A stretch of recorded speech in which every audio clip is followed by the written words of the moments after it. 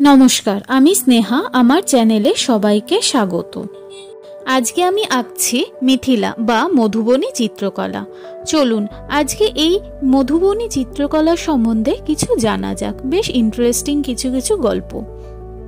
मधुबनी चित्रकला हलो एकटी प्राचीन भारतीय लोकशिल्प जा मूलत बिहारेर मिथिला अंचल थेके सृष्टि हयेछे, ताई मिथिला चित्रकलाओ बला हये थाके।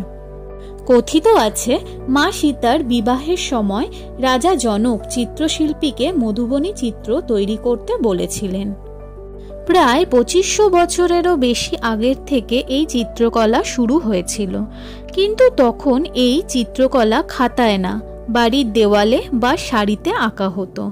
बाड़ीर महिलाराई विशेषत एई चित्रकलाय निपुण छिलेन।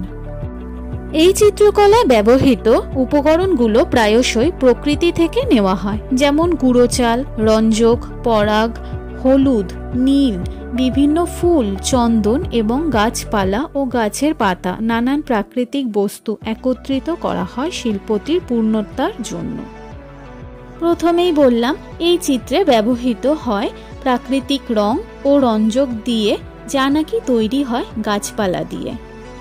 এছাড়া পাতলা ব্রাশ, দেশলাই কাঠি, নিব কলম ব্যবহার করা হয়ে থাকে। চলুন এবারে বলি এই চিত্রকলার বিষয় কি।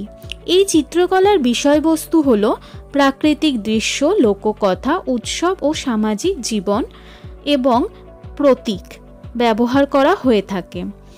রাজকীয় দরবার বা বিয়ের মতন সামাজিক অনুষ্ঠানের দৃশ্যের ওপর ভিত্তি করেও এই চিত্র অঙ্কন করা হয়ে থাকে।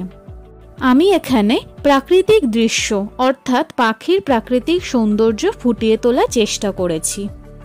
আচ্ছা, এটি কি জানেন মধুবনী শিল্পের বিশেষ কিছু কাজ জাপানের একটি জাদুঘরে কিন্তু প্রদর্শিত হয়েছে। এটি কিন্তু খুবই খুশির খবর আমাদের লোকশিল্পের শিল্পীদের জন্য। আচ্ছা, এটা কি জানেন আগেকার দিনের মহিলারা এই চিত্রের মাধ্যমে নানান তাদের চিন্তা ভাবনা এবং স্বপ্ন এবং নানান গল্পকে প্রতিফলিত করতেন। আমি যে চিত্রটি এখানে ফুটিয়ে তুলেছি এটি একদম বিগিনার্স যারা রয়েছেন তাদের জন্য পারফেক্ট। আমিও বিগিনার্স, তাই জন্য আমি এই চিত্রটি ফুটিয়ে তুলেছি। এবং এই চিত্রটির মূল বিষয়বস্তু হলো পাখির নানান রকম সৌন্দর্য, এবং এটির মাধ্যমে যত ডিটেইলিং থাকবে তত বেশি সুন্দর লাগবে। এবং বর্ডার লাইনটি কিন্তু মাস্ট এই মধুবনী আর্টের জন্য। তো কেমন লাগলো পুরো আর্ট এবং পুরো গল্পটি শুনে কেমন লাগলো অবশ্যই জানাতে ভুলবেন না, এবং সাবস্ক্রাইব করে দেবেন আমার এই চ্যানেল।